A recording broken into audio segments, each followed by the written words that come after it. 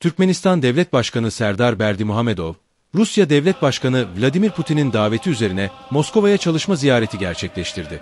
Sovyetler Birliği'nin 1941-1945 yıllarında Nazi Almanyası'na karşı savaşta kazandığı zaferin 80.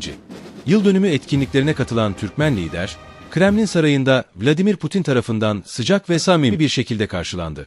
Ardından Moskova'ya gelen diğer yabancı devletlerin heyet başkanları ile birlikte Kızıl Meydan'daki merkez tribüne geçildi. Askeri geçit töreni izlendi. İkinci Dünya Savaşı, başta Avrupa olmak üzere tüm dünyayı derinden etkiledi. 50 milyonu aşkın insan hayatını kaybetti. Askerlik görevine duydukları sadakatleriyle bilinen Türkmenler, kısıtlı koşullarda Sovyetler Birliği'nin savaş yükünü önemli oranda taşıdı. Cephe önünde ve gerisinde büyük mücadeleler verdi. Savaştan Devlet Başkanı Serdar Berdimuhamedov'un dedesi Annayev Berdimuhamedov da ağır yaralı olarak dönmüş, kendisine şeref madalyası verilmişti.